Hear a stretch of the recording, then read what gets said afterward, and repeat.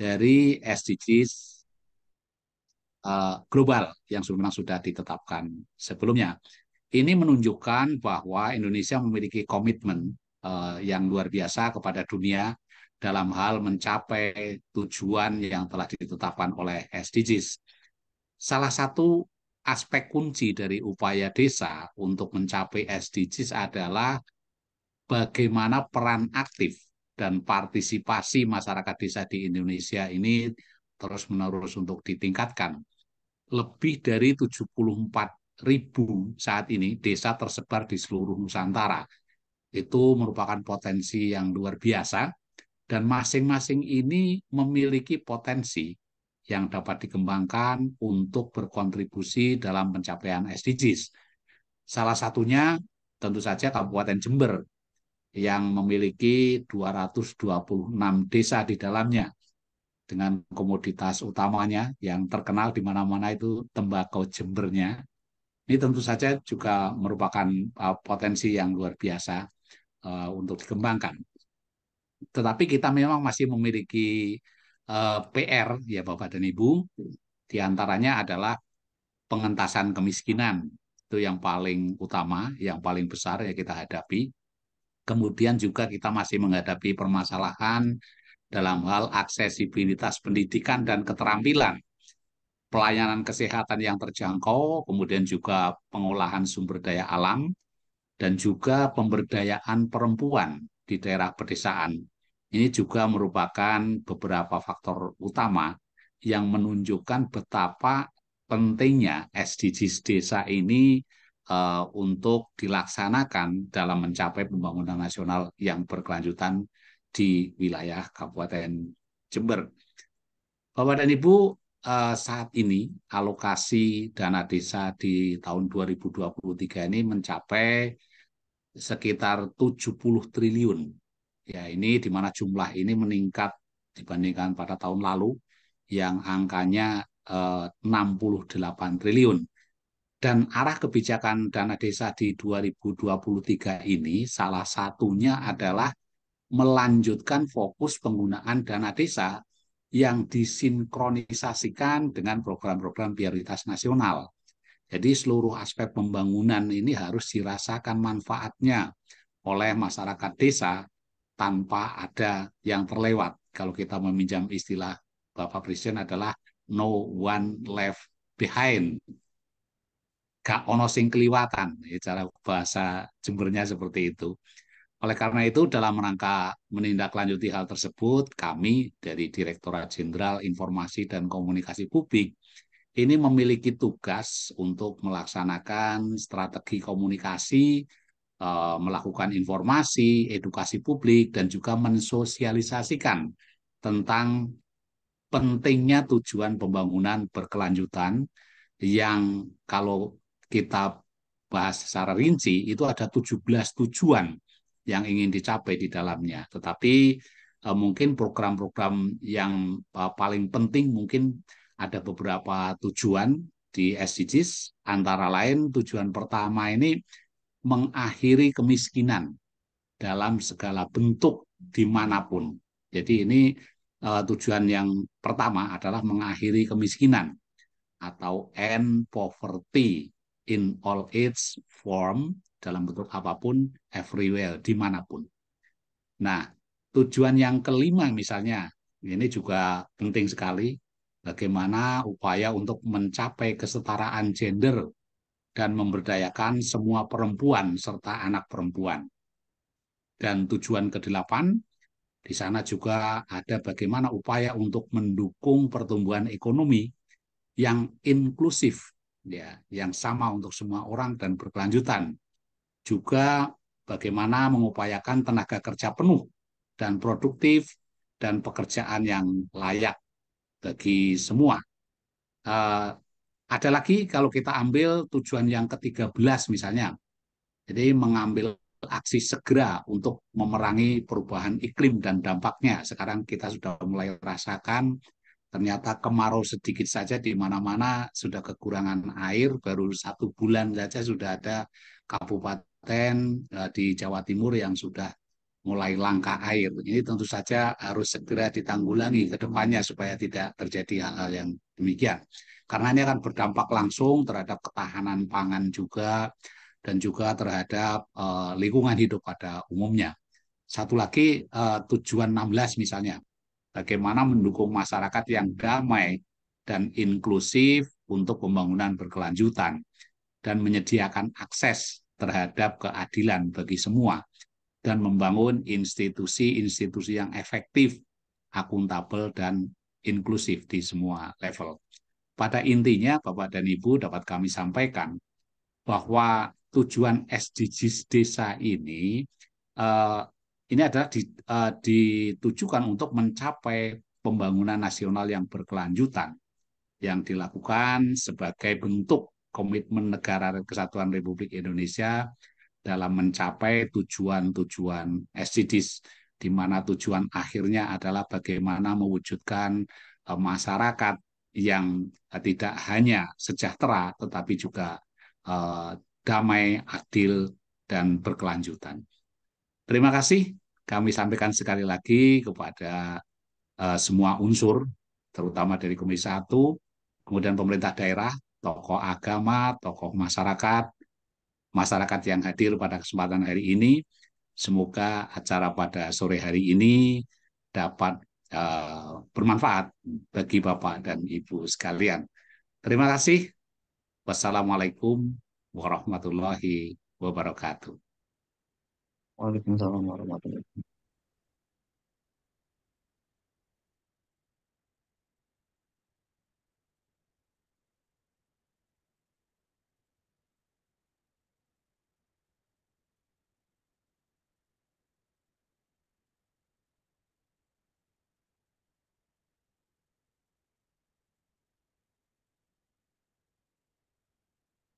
Sampaikan terima kasih. Baiklah hadirin yang berbahagia, acara selanjutnya adalah acara inti, yakni seminar tujuan Sustainable Development Goal, pencapaian pembangunan nasional berkelanjutan yang diselenggarakan oleh Kemkominfo yang bekerja sama dengan DPR RI Komisi 1, Bapak Dr. Andes HM Saiful Bahri Ansori. Untuk seminar pada sore hari ini akan dipandu moderator kita, yakni Saudara Madhari SPD. Kepada Saudara Madhari SPD disilahkan.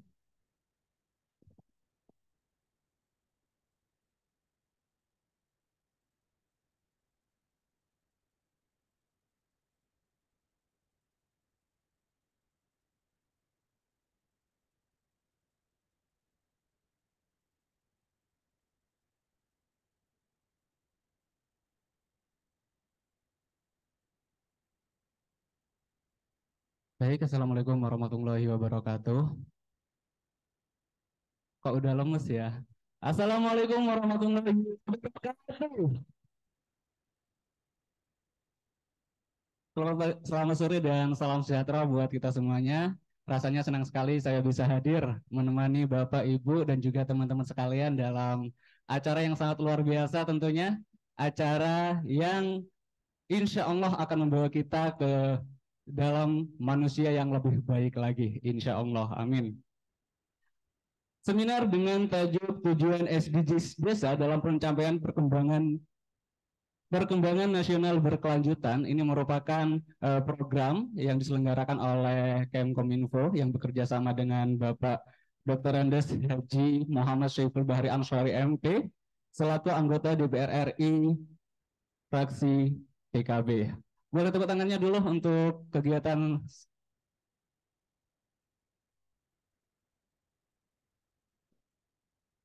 Untuk itu, kita undang pemateri kita yang sangat luar biasa tentunya, pemateri yang akan membawa kita menjadi manusia yang lebih baik, ya seperti yang saya ucapkan tadi. Untuk pemateri yang pertama, di sini ada Bapak Dr. Andes Haji Muhammad Syaiful Bahri, Ansori MP. Dipersilakan Bapak untuk maju ke atas panggung.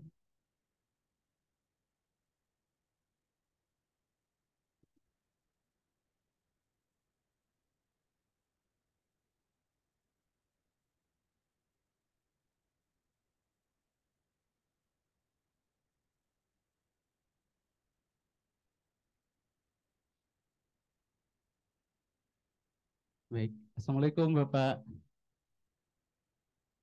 Apa kabar? Baik ya. Alhamdulillah sehat. Untuk pemateri selanjutnya, kita undang juga pemateri yang luar biasa tentunya. Di sini ada Ibu Alifatul Lailiah. Boleh tepuk tangannya buat Ibu Alifatul. Ibu Alifatul ini merupakan salah satu pegiat dan juga tenaga ahli pemberdayaan masyarakat Kabupaten Bondowoso. Boleh tepuk tangannya untuk Ibu Alifatul. Apa kabar Ibu? Sehat? Alhamdulillah. Oke, untuk itu SDGs ini merupakan suatu aksi global di mana ini sudah disepakati oleh seluruh pemimpin negara termasuk Indonesia tentunya, di mana SDGs ini nantinya untuk memberantas kemiskinan, untuk mengurangi kesenjangan dan juga nanti untuk melindungi lingkungan yang ada. Dari siapa? Dari seluruh lapisan masyarakat. Desa apakah termasuk? Desa juga termasuk. Maka dari itu, nanti kita akan membahas secara tuntas seperti apa sih sebenarnya SDGs ini dalam pengembangan berkelanjutan. Oke, untuk yang pertama, kita langsung saja ke pemateri yang pertama. Di sini ada Dr. Andes Muhammad Haji Syaiful Bahari Ansori MP yang akan diwakili oleh Bapak Iqbal. Betul. Baik, waktu dan tempat dipersilakan. Assalamualaikum warahmatullahi wabarakatuh. Kalau memang suasananya mendung sore agak merinding ya, Pak. Kalau merinding tubuh gemetar mungkin karena lapar, lemes aja jawab salam. Assalamualaikum warahmatullahi wabarakatuh. Bismillahirrahmanirrahim. Alhamdulillahillazi an'ama alaina bi ni'matil iman wal islam wa manna alaina bi sayyidina Muhammadin sallallahu alaihi wasallam. Allahumma salli wa sallim wa barik ala sayyidina Muhammad wa ala ali sayyidina Muhammad. Amma ba'du. Yang terhormat Bapak Syaiful Bahri Ansori selaku DPR RI Komisi 1 Fraksi Partai Kebangkitan Bangsa, yang saya hormati dan yang kami muliakan tenaga ahli pemberdayaan masyarakat Kabupaten Bondowoso, Ibu Alifatul Lailiah, Bapak Ibu seluruh peserta seminar SDGs pada sore hari ini. Bapak Ibu sekalian, di sini kami secara pribadi mewakili Bapak Syaiful Bahri Ansori. Pertama, terkait seminar SDGs ini. Bapak Ibu pernah mendengar SDGs ini, Bu? Goreng, nggih? Kalau dalam ejaan orang Jember SDGs. Moncan reng Eropa Sustainable Development Goals. Tak ngerti. Paling mudahnya adalah ini, Pak. Tujuan pembangunan nasional berkelanjutan. SDGs ini digagas sebagaimana tadi disebutkan perwakilan dari Dirjen, itu ada 17 tujuan utamanya. Dari 17 itu kemudian dirangkum menjadi 4 pilar. Nanti biar dijelaskan secara detail sama beliau, Ibu Alifatul Lailiah. Nah, di sini Bapak Syaiful Bahri Ansori menyapa panjenengan untuk mensosialisasikan, memberikan pemahaman tentang program nasional ini. Nah, dalam konteks ini dari 17 tujuan tadi disebutkan ada satu pilar yang menjadi fokus daripada Bapak Syaiful Bahri Ansori, yaitu pembangunan sosial dan ekonomi. Nah, di antara pembangunan sosial ekonomi tentu yang paling berperan pertama adalah di bidang pembangunan SDM melalui pendidikan. Termasuk ini yang menjadi fokus Bapak Saiful Bari Ansori, termasuk untuk bidang ekonominya nanti pelaku-pelaku usaha. Nah, tadi disinggung Bapak Saiful Bari Ansori bisik-bisik ke saya di kursi, sampaikan juga tentang salah satu tujuan kesetaraan gender. Yang sebenarnya ini sudah menjadi fokus Rasulullah ketika pertama kali membawa agama kita, agama Islam. Kita tahu di masa jahiliyah perempuan itu dalam tanda kutip nun sewu dijual belikan. Bahkan ada salah satu budaya yang diwariskan ketika suaminya meninggal, istrinya ini, mantan istrinya diwariskan. Betapa bobroknya moral di zaman itu. Artinya gagasan SDGs tentang kesetaraan gender ini sebenarnya sudah dibahas di awal-awal Rasulullah di dalam mengangkat derajatnya kaum perempuan. Tetapi ini kita kuatkan dalam bentuk berbangsa dan bernegara. Nah, Mas Saiful Bari Ansori memanifestasikan daripada gagasan tujuan kesetaraan gender ini, beliau justru mengangkat tenaga ahli direkturnya perempuan, Pak Bu. Tepuk tangan ini Bu ahli hadirin. Ini bentuk implementasi dari 17 tujuan tadi yang menjadi intervensi Bapak Saiful Bari Ansori untuk mewujudkannya. Oleh karena itu beberapa kali Presiden Republik Indonesia Insinyur Joko Widodo atau Bapak Jokowi seringkali menyebut 17 tujuan ini harus dijalankan, diupayakan di dalam mewujudkannya dari peran berbagai pihak yang memiliki kepentingan dan pemangku kebijakan, baik pemerintahan, pendidikan, sosial budaya, termasuk parlementer atau parlementer. Dan ini yang dilakukan oleh Bapak Saiful Bari Ansori sore ini sebagai bagian dari parlementer. Beliau Komisi 1 wakil kita di PRRI melaksanakan, mewujudkan, mengenalkan SDGs ini kepada kita semua. Dan semoga tujuan-tujuan selanjutnya nanti bisa diemban oleh beliau atas ridha Allah, dukungan panjenengan di tahun 2024. Amin Allahumma. Menabi soal bedelah salah sekuni enggak gelek lapar biasa Pak. Mi pola gelek senyambi catering benda bocor ki. King mon marin nak insyaallah kenyang sedeje pun. Kak Dintoh cukup pematur, segini saja yang dapat saya haturkan. Nanti untuk lebih detailnya akan dijelaskan oleh Ibu Alifatul Lailiyah. Termasuk tadi bisik-bisik Bapak Saiful Bahri Ansori di antara kesetaraan dan gender. Beliau sudah banyak mengkader kaum-kaum perempuan, termasuk baik di bidang pendidikan, kebudayaan, bahkan di politisi. Dan terbukti banyak sekarang perempuan-perempuan muslim yang sudah ikut andil di dalam berjuang untuk agama Islam melalui jalur politik. Di antaranya Bu Direktur Alifatul Lailiyah ini. Beliau tadi bisik-bisik ke saya, Bapak Saiful Bari Ansori. Dulu katanya ada itu politisi perempuan istri Nabi. Saya jawab, ada Mas, namanya Sayyidah Maimunah. Itu seorang yang punya taktik luar biasa dari salah satu istri Nabi. Yang penting bukan Sayyidah Hafsah sing rodok cerewet. Demikian yang saya dapat kami sampaikan, kurang lebihnya mohon maaf. Wal afwa minkum wallahul muwaffiq ila aqwamit thoriq. Wassalamualaikum warahmatullahi wabarakatuh. Waalaikumsalam warahmatullahi wabarakatuh. Terima kasih Bapak Iqbal atas pemaparan materinya. Tepuk tangan buat Bapak Iqbal selaku mewakili Bapak Dr. Andes Haji Muhammad Saiful Bahri Ansori, MP, selaku anggota DPR RI fraksi PKB.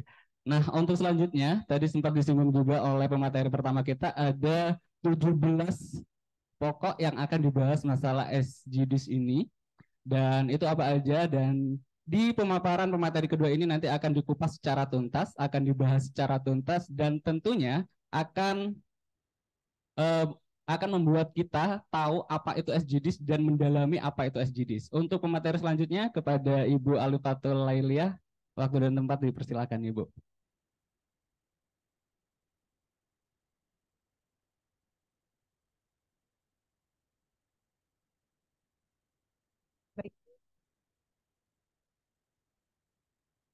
Assalamualaikum warahmatullahi wabarakatuh.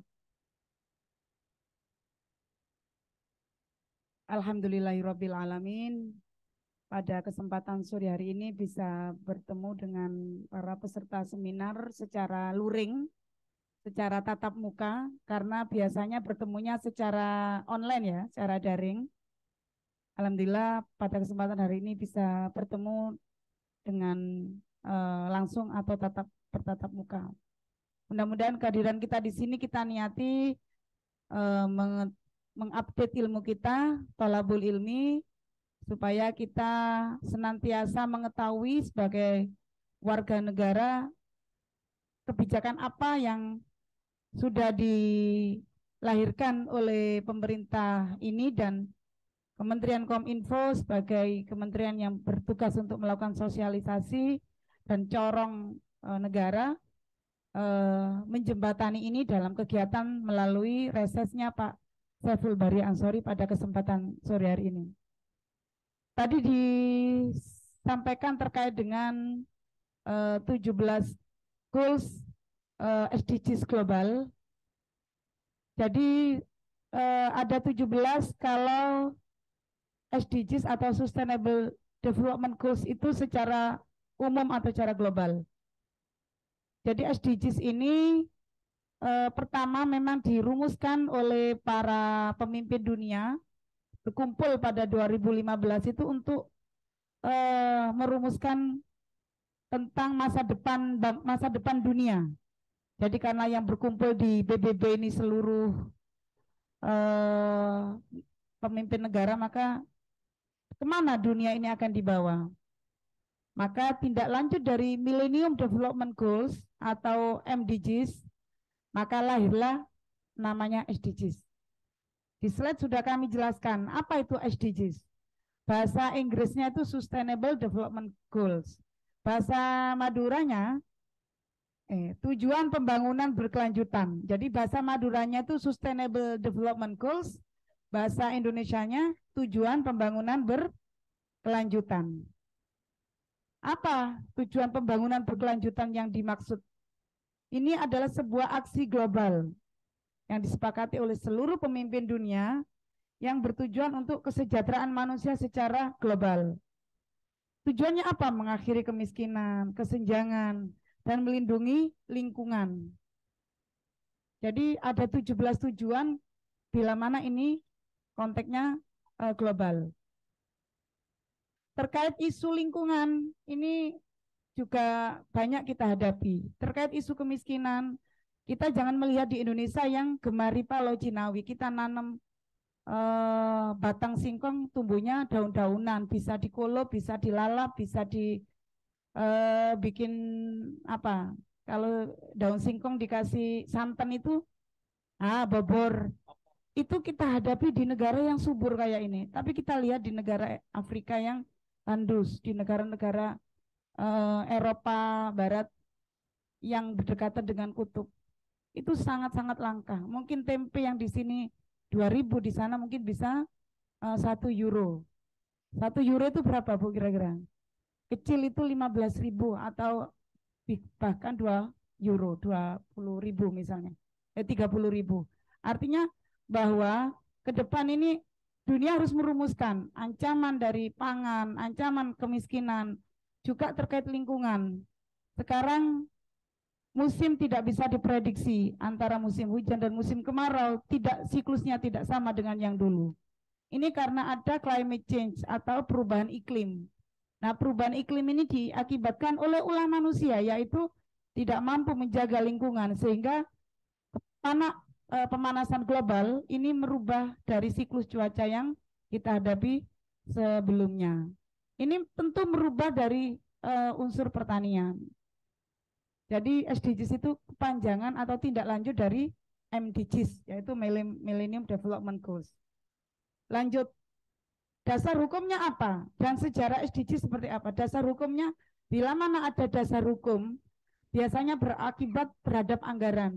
Bila mana sudah dirumuskan, ini dasar hukumnya Perpres 72 2017. Bila mana sudah didot oleh Presiden dan DPR RI, maka berkonsekuensi terhadap anggaran, yaitu pendanaan dari APBN bagaimana untuk mewujudkan capaian-capaian global ini. Sejarahnya tadi sudah kami lanjutkan, kami sampaikan terkait dengan tindak lanjut dari MDGs. Jargon SDGs, prinsip yang disosialisasikan yaitu no one left behind, tidak ada satupun orang tertinggal. Jadi yang awalnya tidak punya hak untuk mengenyam pendidikan, maka dengan adanya SDGs ini bagaimana di target 2030 seluruh penduduk dunia bisa menikmati dan mengenyam pendidikan yang layak. Sementara ini disepakati sampai 12 tahun, 12 tahun, jadi mulai SD sampai SMA. Ini menjadi kesepakatan dunia dan negara-negara yang bersepakat harus menyisikan anggarannya, menuntaskan agenda-agenda yang menjadi PR di masing-masing negaranya, termasuk dalam hal ini Indonesia. Bagaimana integrasi SDGs ini ke dalam RPJM nasional? Kalau ini dilakukan, maka target sampai 2024 hingga 2030 itu ada ukuran-ukuran. Bila mana di 2024 ini targetnya mungkin dari 17 tujuan secara global tadi bisa terkurangi atau ada prioritas sekitar sekian tujuan ya, sekian goals. Nah, di 2030 bagaimana harapannya ini tuntas, itu harus diperkuat lagi hingga 17 tujuan tadi. Kemudian dari 17 tujuan SDGs itu, Kementerian Desa mengkreasi bagaimana ini diterjemahkan secara desa, secara lokal. Karena sekian persen penduduk di Indonesia itu adalah bermukim di wilayah desa. Maka kemudian ada kebijakan namanya SDGs Desa. SDGs Desa itu kurang lebihnya sama, hanya ini konsekuensi anggarannya dari desa, dari dana desa. Dana desa itu sudah ada yang pernah dengar dana desa? Bukan, kalau ADD itu untuk gaji perangkat, nah itu ADD. ADD itu sumbernya dari kabupaten. Nah, kalau DD sumbernya dari pusat, dari APBN. DD ini diberikan langsung ke rekening desa dan diperuntukkan sesuai dengan SDGs desa.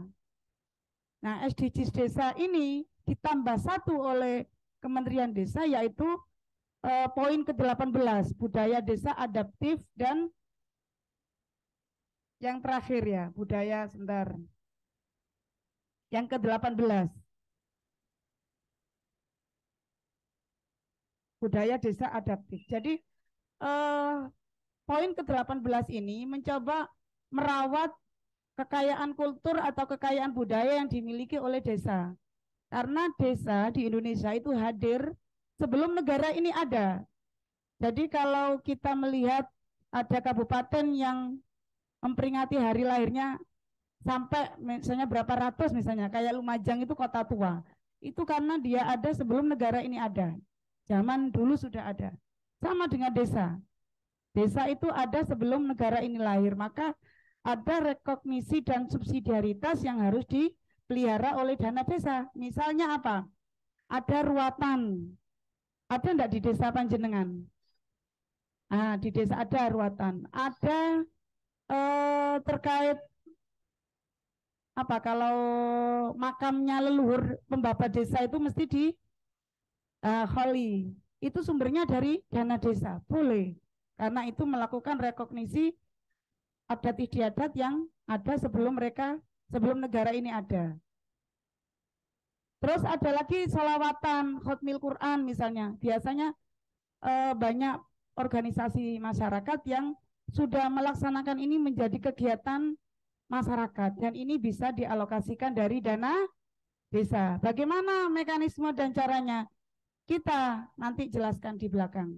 Karena panjenengan yang hadir semua di sini adalah tokoh-tokoh masyarakat, maka keberadaan dana desa yang tahun kemarin ditetapkan 1 miliar per desa, sekarang dinaikkan menjadi 2 miliar per desa sesuai dengan revisi Undang-Undang Desa yang terbaru.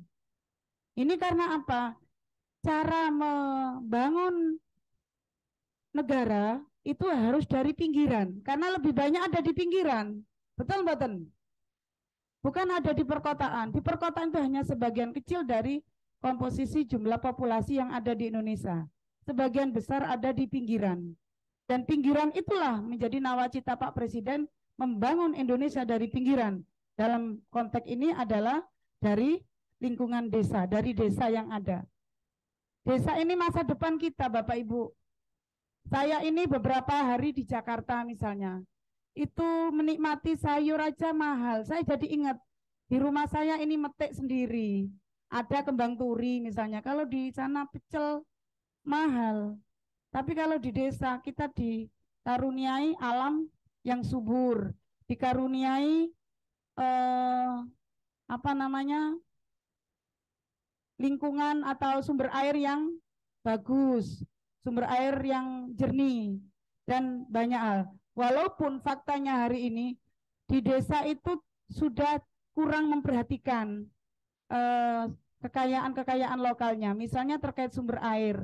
Sumber air ini banyak tidak dirawat karena kita cemari sendiri, sampah plastik misalnya, terus buang air besar sembarangan dan lain-lain. Padahal kalau zaman dulu itu ada mitos, misalnya yang nunggu mata air sini, itu siapa, Dewi siapa. Nah itu sebetulnya local wisdom yang ada manfaatnya. Karena dengan itu orang menjaga dan merawat. Saya kemarin bersilaturahim ke Tanoker. Tanoker itu sebuah lembaga pemberdayaan, itu bergerak di bidang pemberdayaan buruh migran, terus pendidikan lansia dan anak, serta terkait dengan gizi. Itu ada mata air yang memang betul-betul dirawat. Jadi sekarang kalau itu kita tinggalkan, maka kita tidak ada bedanya dengan kota.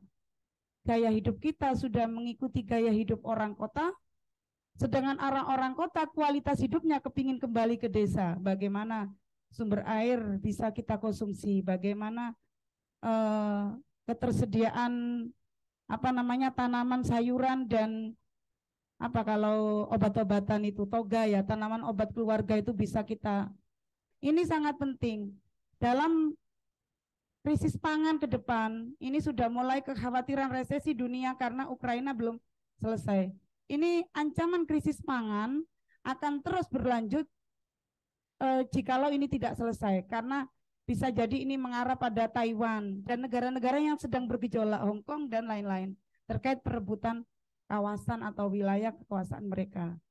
Ini kalau terus ada yang tidak selesai misalnya, akan mengancam pada ketahanan pangan di kita. Padahal ketahanan pangan, suplai pangan nasional itu semua itu bersumber dari desa. Semua ada dan kita ambil dari desa dijual ke kota. Cuman memang ada kritikan terkait dengan saat panen raya padi, saat panen raya jagung, kemudian ada kebijakan impor, itu sungguh menyakitkan. Betul enggak? Sakitnya tuh di sini katanya. Karena apa? Kemudian berkonsekuensi terhadap harga gabah. Harga gabah yang turun misalnya.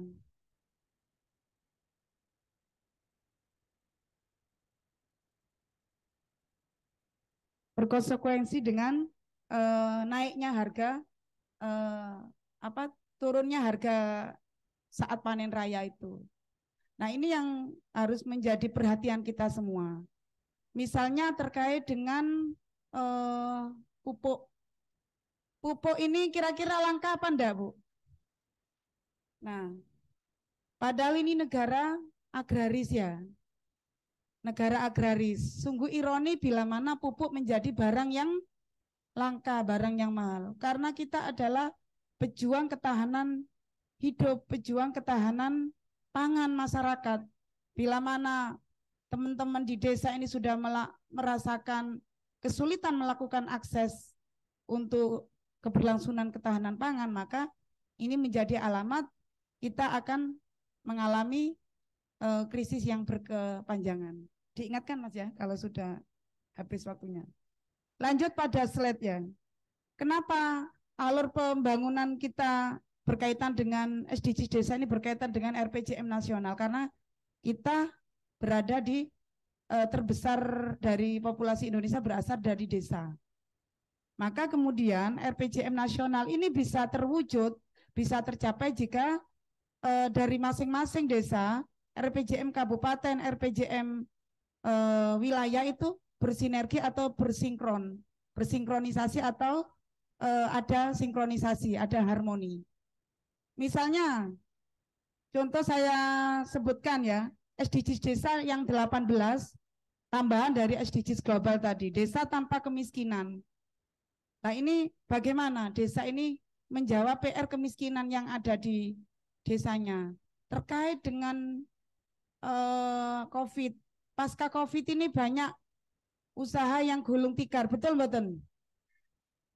Nah ini desa bisa memberikan kebijakan dalam bentuk BLTDD. Ada yang pernah dapat 300.000 per bulan.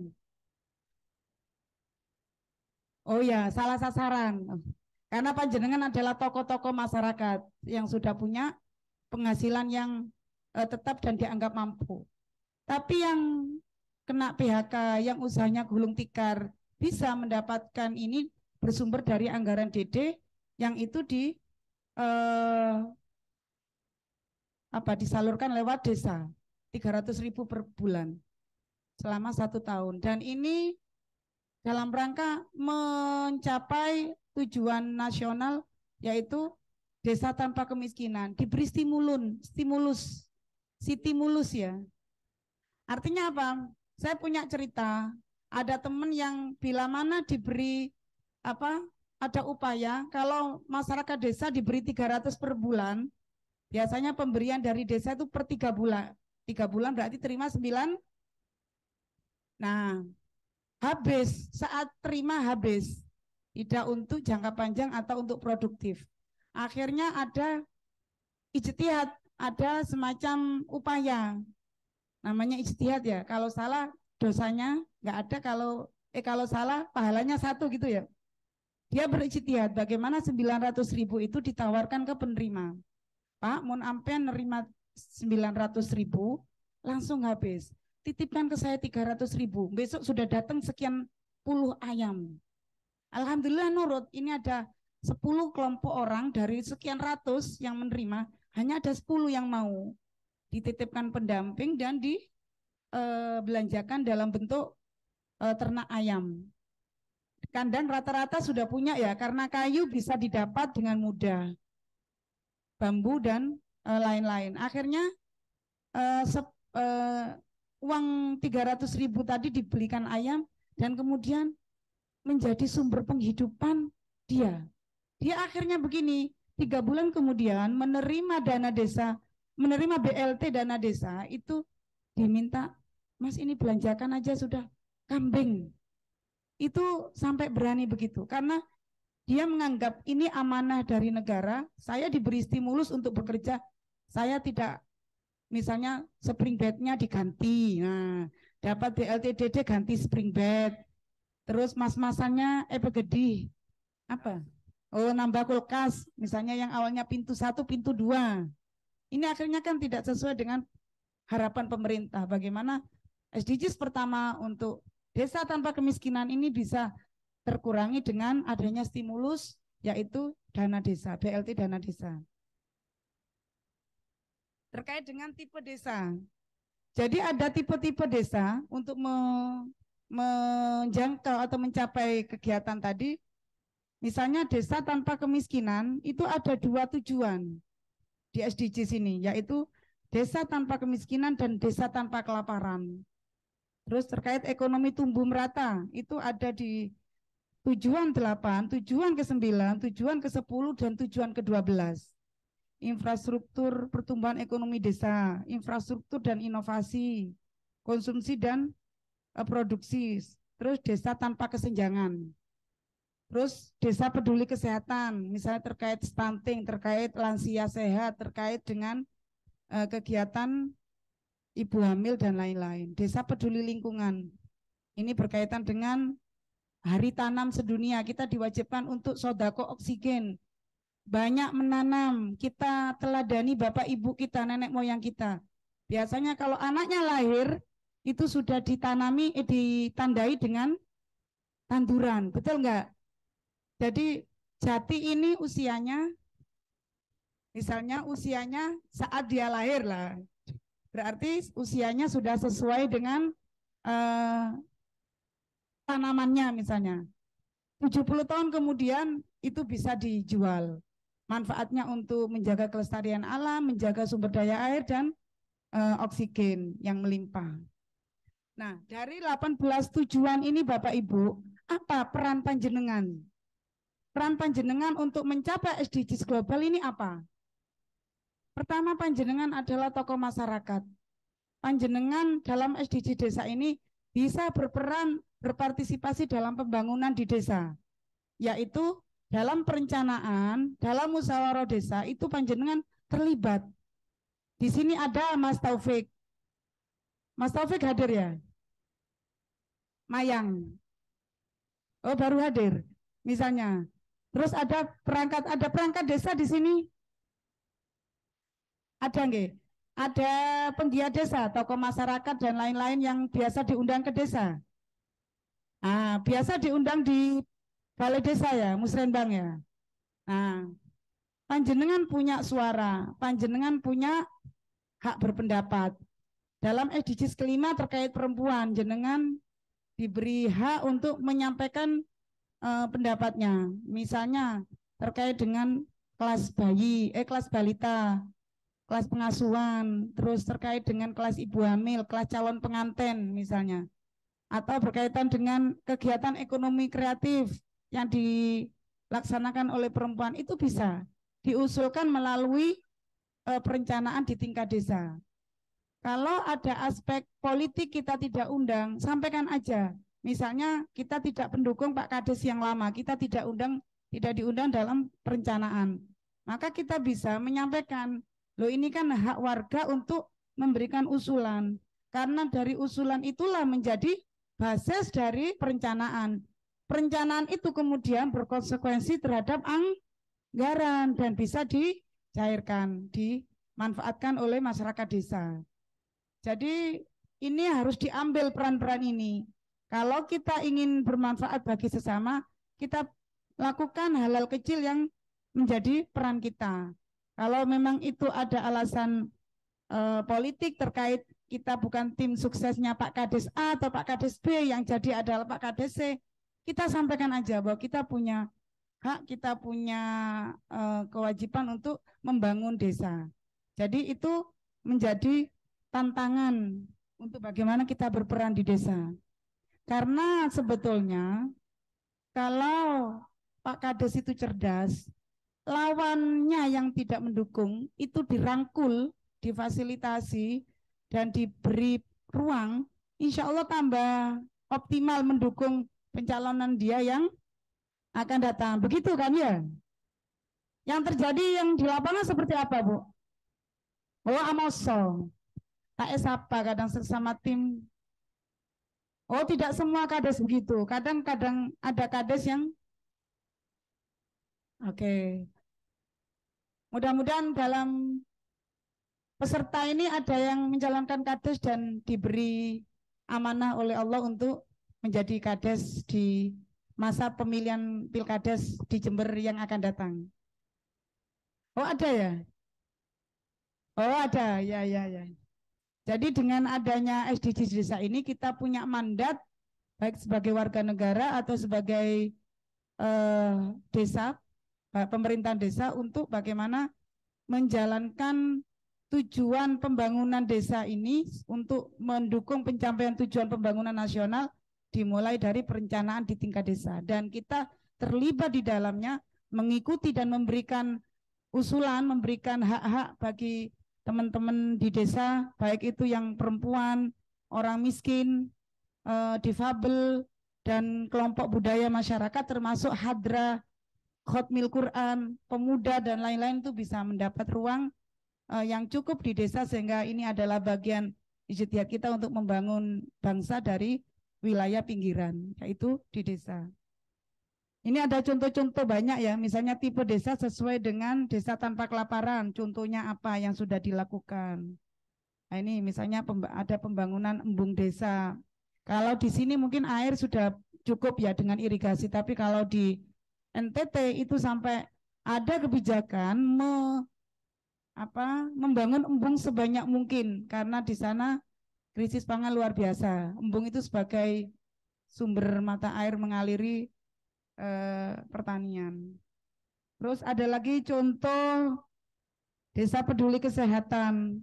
Ini alhamdulillah Bapak Ibu, undang-undang kesehatan sudah disahkan dan termasuk pesantren. Pesantren ini salah satu dalam undang-undang kesehatan itu yang punya hak untuk mendapatkan fasilitas dari negara dalam bentuk semacam pusat kesehatan pesantren difasilitasi negara dan ada tenaga-tenaga medis yang dibayar oleh negara. Sehingga undang-undang kesehatan ini di satu sisi punya nilai kebermanfaatan untuk pesantren-pesantren dan untuk lembaga-lembaga pendidikan Islam ini juga bagian dari implementasi SDGs desa. Jadi ada pelayanan kesehatan yang mencukupi termasuk di bidang kesehatan.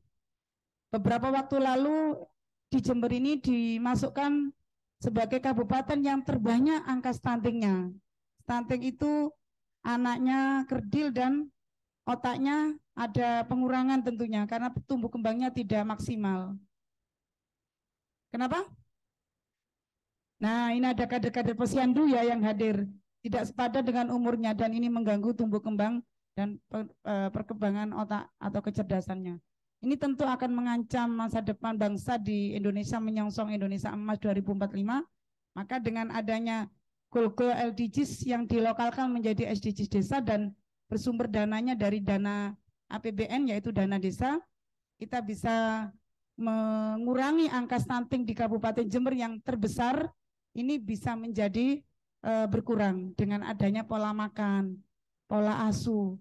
Karena ada teman yang tidak bisa, teman saya itu orang kaya lah di desanya, tanahnya banyak, dia anaknya Pak Kades, teman saya ini. Dia itu mulai kecil enggak mengenal makan ikan, enggak mau ayam, enggak mau sapi, enggak mau telur, hanya mau tempe tahu sama gengan. Kenapa gengannya kan? Nah, sayur. Hanya mengkonsumsi itu mulai kecil sampai sekarang. Jadi kalau pelatihan sama saya karena sering berangkat acara di hotel itu banyak menu, dia hanya pilih yang sayur karena biasanya daging enggak mau, ini enggak mau. Nah, itu karena habit ya, pola pengasuhan mulai kecil tidak dikenalkan makanan yang beragam sehingga berpengaruh pada tumbuh kembang anak dan ini menjadi ancaman bagi generasi kita khususnya yang ada di lingkungan desa. Mungkin itu sedikit dari kami, mudah-mudahan ini bisa bermanfaat. Akhirul kalam wallahul muwaffiq ila aqwamit thoriq. Wassalamualaikum warahmatullahi wabarakatuh. Waalaikumsalam warahmatullahi wabarakatuh. Tepuk tangan buat Ibu Alif. Pemaparan yang sangat luar biasa. Secara global SDGs itu sebenarnya terbagi menjadi 7, tetapi untuk SDGs desa itu ketambahan 1 poin lagi, yaitu budaya desa adaptif. Desa tanpa kemiskinan itu juga nanti dibagi menjadi 2 lagi, ada pemberantas kemiskinan dan juga pemberantas kelaparan. Nah, sebentar lagi kita akan membuka sesi tanya jawab, tetapi sebelum itu saya mengingatkan kepada seluruh Bapak, Ibu, dan juga teman-teman sekalian yang di sini maupun yang sekarang lagi bergabung via Zoom meeting untuk mengisi kuesioner yang sudah di-share linknya di grupnya masing-masing oleh koordinatornya. Kuesioner itu nanti bakalan menjadi data. Nah, jadi SDGs ini juga bagian untuk mencari data seperti itu. Nah, untuk itu saya buka satu permin dulu. Jadi di perminnya ini ada 2 pertanyaan. Mungkin dari Bapak Ibu sekalian ada yang mau ditanyakan kepada pemateri-pemateri kita yang sangat luar biasa ini, boleh diacungkan tangannya. Ya, monggo Bapak.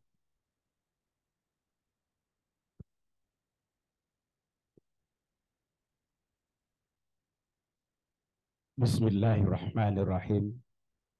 Assalamualaikum warahmatullahi wabarakatuh. Nama saya Bapak Abdurrahman tidak jauh dari Temburjo, saya dari Mangaran. Kebetulan saya ini timnya Mbak Alif dan timnya Haji Siful. Yang katanya Mangaran dapat 99 Pak Haji Siful. Saya sekarang menyatakan 200 lebih untuk Pak Haji Siful.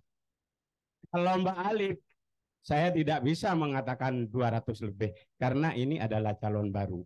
Tapi tidak akan mengalahkan Haji Siful karena otomatis Pak Alif adalah Haji Siful. Nah, itu saya atas nama Pak Abdurrahman. Kemudian saya ini guru dari Yayasan Ademyati, insya Allah sudah 41 tahun Pak Haji Siful. Saya umur sudah 61 tahun. Oke. Menyuasta sepanjang zaman. Honor saya 1.500.000 cukup untuk makan keluarga. Insya Allah. Ya, kalau dinaikkan oleh Pak Haji Siful besok, alhamdulillah. Kan seperti itu. Kan setuju teman-teman ya. Satu hal yang ingin saya sampaikan pertama ya, beberapa hal. Yang pertama, terima kasih kepada panitia. Ternyata putra-putra panitia ini ada penari Labaku tadi. Saya yakin itu putra panitia dari SMA negeri. Kemudian membuat segar kita. Kemudian yang kedua, terima kasih sudah keluar makanan walaupun agak akhir, minumannya baru menyusul. Alhamdulillah. Terima kasih Haji Badrus. Kemudian ini yang pokok. Langsung saya sampaikan kepada Mbak Alif sebagai pemateri. Halo Mbak Alif. Saya dukung jenengan, otomatis saya akan tanya jenengan. Sepakat nggih? Satu saja, tidak banyak. Di Desa Mangaran, Mbak Alif katakan tadi bahwa dananya dari 1M akan jadi 2M. Kan begitu Mbak Alif ya? Semuanya mendengar. Dan desa-desa masing-masing itu tidak sama Mbak Alif. Situasi dan kondisinya tidak sama. Kebetulan saya pribadi pendukungnya bukan pemenang yang kepala desa sekarang.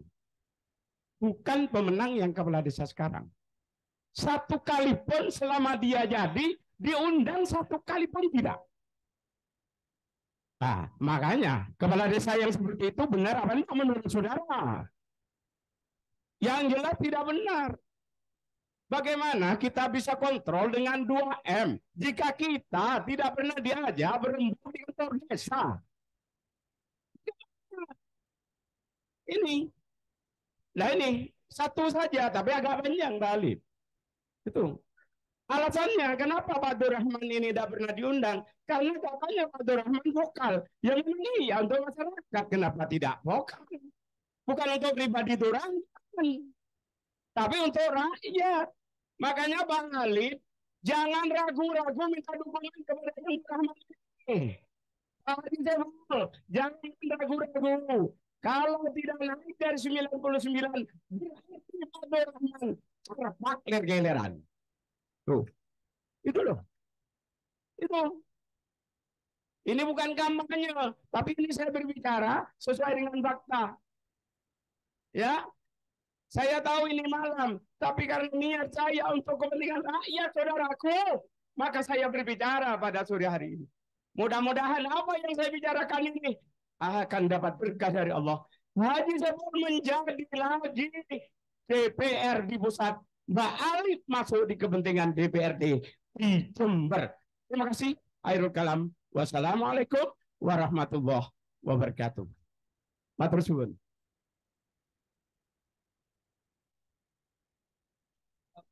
Boleh tepuk tangannya sekali lagi atas pertanyaannya yang luar biasa. Meskipun sebenarnya saya agak bingung pertanyaannya itu di mananya ya. Tapi saya sedikit bisa menyimpulkan lah apa sebenarnya yang menjadi keluh kesah dari Bapak Abdurrahman.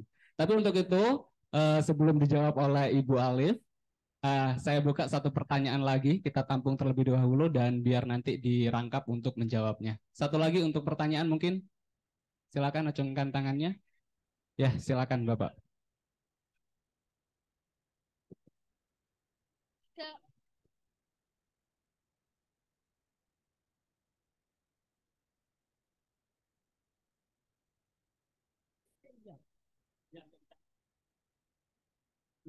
Pak, Assalamualaikum warahmatullahi wabarakatuh. Terima kasih. Saya dari Jilbuk ini, Bapak Suwardi yang bertemu di hotel mana itu. Kelanjutan saya mau bertanya tentang yaitu tentang bidang berkelanjutan pembangunan. Nomor satu, saya mohon maaf sebesar-besarnya, saya tidak tahu Pak apa ini, cuma mengusulkan bidang pembangunan ini Pak mengenai dana ADD maupun program pengembangan kecamatan. Itu program pengembangan kecamatan, yaitu jaraknya sampai mana, apa panjangnya sampai mana, terus dana ADD itu untuk apa? Bangunan itu apa untuk irigasi atau bidang pengaspalan? Saya mau tanya, mohon kesadarannya yaitu dari Bapak Soebul, mudah-mudahan jadi yaitu provinsi. Saya mau mengusulkan yaitu bidang pembangunan. Pusat, ya pusat, pusat itu mau mengusulkan yaitu apalagi pusat yang kemarin di provinsi. Nah, itu pusat, iya pusat. Terima kasih. Saya mengusulkan Pak, yaitu mengenai bidang pembangunan. Itu anak-anak bidang pembangunan anak-anak yaitu pendidikan menyeberang sekolah itu sangat sulit sekali. Saya mohon kalau ada sampean jadi di PR Ustadz, mudah-mudahan dikompromi sama Ustadz Munir yaitu nyebrang anak-anak soalnya terlalu parah arahnya ke Bondowoso itu banyak terjadi kecelakaan. Satu, dan kedua yaitu mengenai irigasi. Saya mengusulkan di bidang pembangunan tingkat desa itu tidak bisa sampai akhir ini hayat saya mau mati itu tidak dibangun-bangun. Saya mohon kesadarnya dari pihak partai. Itu yang mau saya. Terima kasih. Assalamualaikum warahmatullahi wabarakatuh. Waalaikumsalam warahmatullahi wabarakatuh. Tepuk tangannya sekali lagi dong buat bapaknya. Saya rasa mulai tadi itu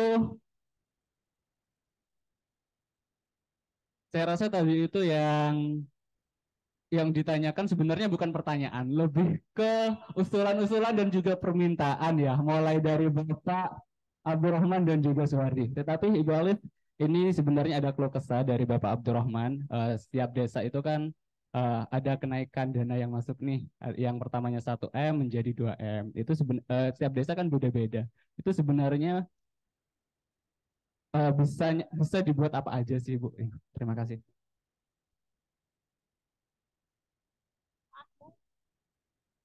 Oke, terima kasih. Sebelum saya menjawab pertanyaan pertama Pak Abdurrahman, saya ingin yang dari Cilbuk tadi, ini nampaknya dekengan pusat ini ya. Sudah dijelaskan pusat provinsi, berarti provinsi itu mungkin mirip pusat ya. Pak siapa tadi yang dari Cilbuk? Pak Suwardi ya. Oh Pak Suhardi, dari desa? Desanya Pak? Oh desa Cilbuk, tak kira yang Suco Pangepok. Sempat nyampe sana waktu pendampingan di desa itu. Oke, terima kasih.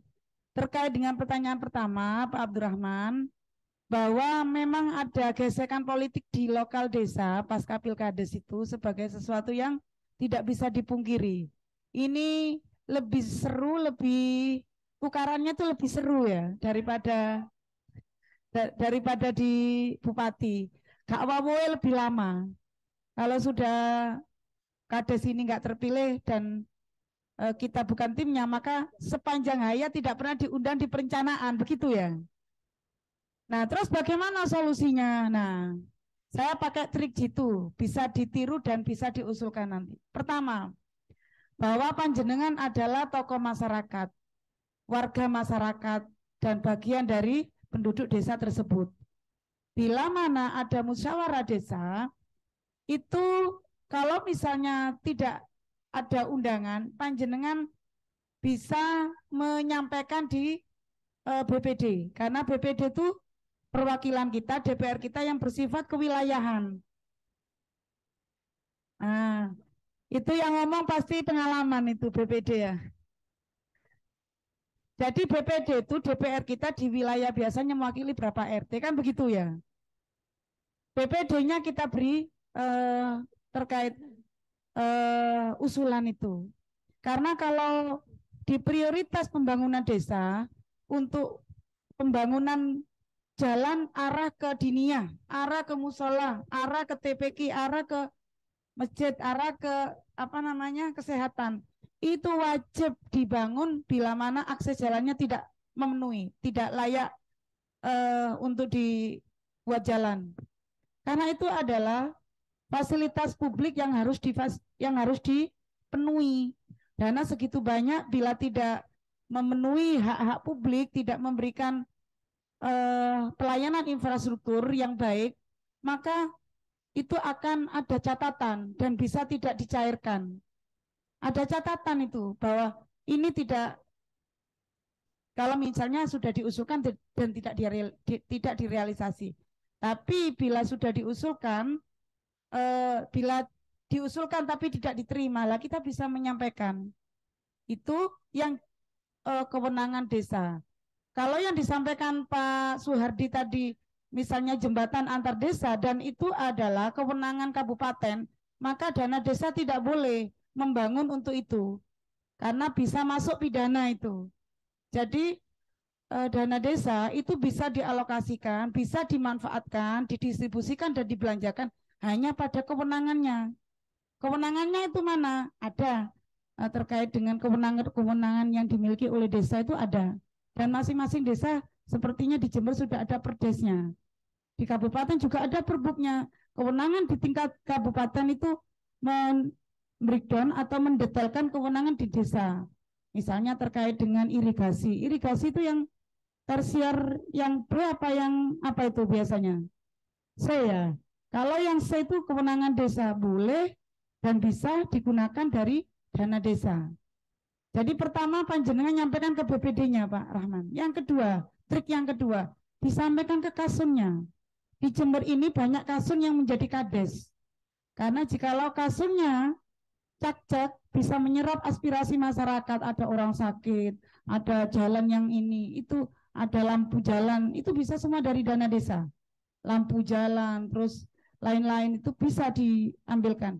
Kalau kasunnya itu mengusulkan tapi tidak digubris oleh kades yang jadi atau petahana, maka bisa dipastikan di dusun itu tidak akan kuat, tidak akan keterpilihan atau elektabilitas kades yang ada itu akan sangat turun atau menjadi tidak populer atau tidak disukai, tidak diminati. Dan ini kalau kades yang cerdas, loh ini kan bukan uang saya, sudah di sana sana mengusulkan ini, dimasukkan dalam perencanaan, direalisasikan di dana desa. Maka kemudian ini bagian dari upaya pemenangan Pak Kades di periode selanjutnya. Tidak usah bondo akeh sudah Pak. Karena dengan memperkuat basisnya di dusun, maka dia akan terpilih lagi. Elektabilitasnya akan bagus. Tapi kalau kasunnya tidak direken alamatnya pada pemilihan nanti akan berat di wilayah dusun tersebut. Jadi yang kedua trik terkait dengan jalur kasun Pak Abdurrahman. Terus yang ketiga bisa disuarakan melalui tim-tim yang berkaitan dengan desa Pak. Ada pendamping, terus ada teman-teman di pihak pegiat desa lainnya, itu bisa melalui itu.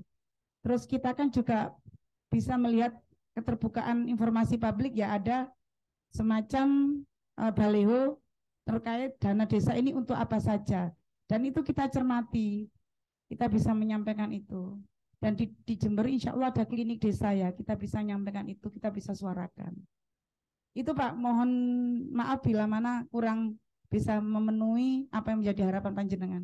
Yang kedua terkait dengan jembatan, kalau jembatan itu antar desa maka tidak boleh dibangun oleh satu desa, boleh dibangun oleh dua desa yang mendapatkan dana desa jikalau menggunakan mekanisme musyawarah antar desa Pak. Dua desa bekerja sama, bersepakat mengalokasikan anggarannya untuk membangun jembatan. Jadi dari desa A 2 dan desa B ini urunan dari DD untuk membangun jembatan. Seperti di Balung Kulon. Itu ada sudah contoh-contohnya. Jadi kalau bantuan dari Pak Saiful, ya jangan jembatan. Jadi kalau jembatan itu nanti mungkin bisa kita usulkan melalui jalur politik, yaitu dari pemerintah kabupaten. Mungkin bisa disampaikan ke Ustadz Munir nih. Ya, mungkin dari kami itu 2 jawaban tersebut mudah-mudahan bisa berkenan, dan mohon maaf apabila ada yang kurang berkenan. Terima kasih. Wassalamualaikum warahmatullahi wabarakatuh.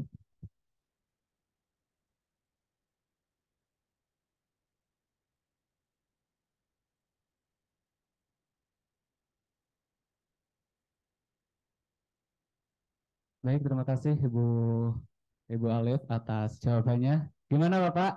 Terjawab gue? Terjawab, cukup. Oke, untuk selanjutnya, acara selanjutnya adalah pemberian cenderamata. Pemberian cenderamata bagi yang bertugas dipersilakan.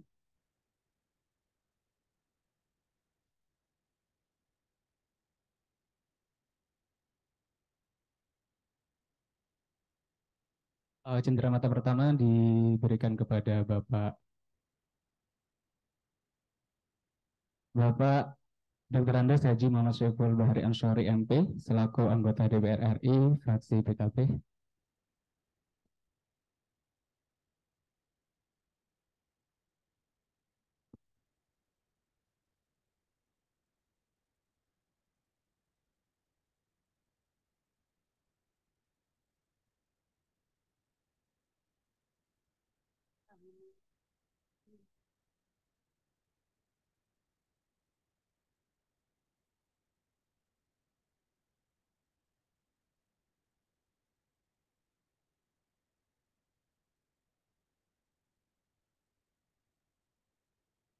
Untuk cenderamata yang berikutnya diberikan kepada Ibu Alifatul Lailiyah.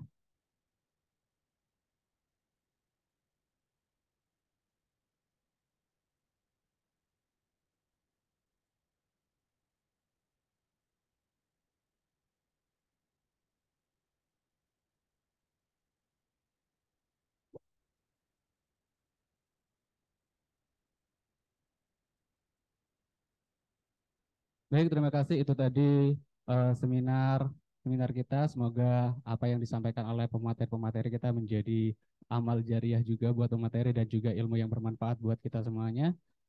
Dan itu saja, kurang lebihnya mohon maaf.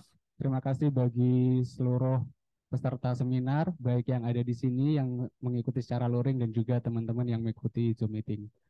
Kurang lebihnya mohon maaf. Terima kasih. Wassalamualaikum warahmatullahi wabarakatuh. Waalaikumsalam.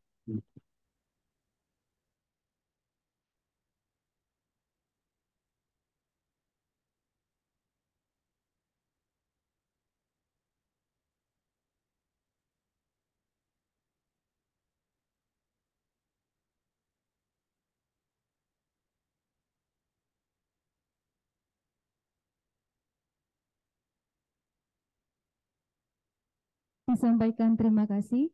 Baiklah hadirin yang berbahagia, acara yang terakhir yakni doa. Dalam hal ini akan dipimpin oleh Kiai Fattah. Kepadanya disilahkan.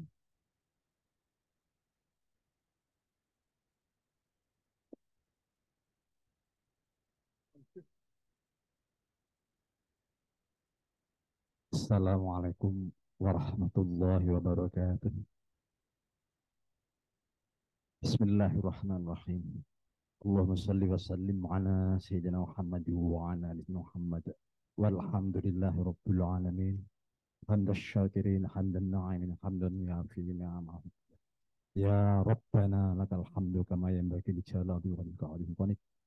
Allahumma salli ala Sayyidina Muhammadinil fatihi lima ughliqa wal khatimi lima sabaqa. Nasiril haqqi bil haqqi wal hadi ila siratikal mustaqim. Sallallahu alaihi haqqa qadari wa tanatin.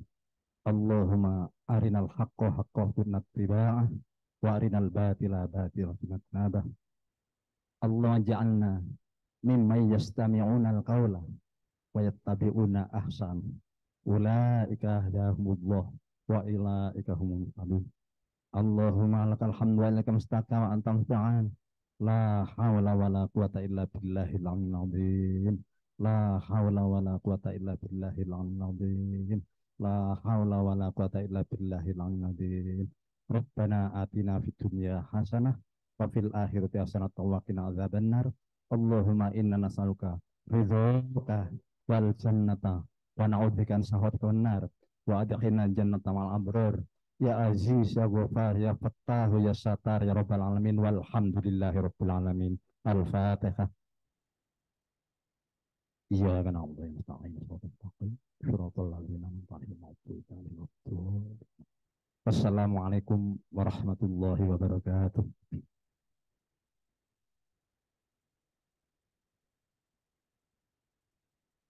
Disampaikan terima kasih Bapak Ibu yang berbahagia. Demikianlah rangkaian acara pada sore hari ini. Saya sebagai pembawa acara mohon maaf apabila ada kesalahan. Saya akhiri. Wallahul muwaffiq ila aqwamit thoriq. Wassalamualaikum warahmatullahi wabarakatuh. Bapak Ibu dimohon untuk tidak meninggalkan tempat terlebih dahulu karena di akhir acara nanti akan ada beberapa pengumuman.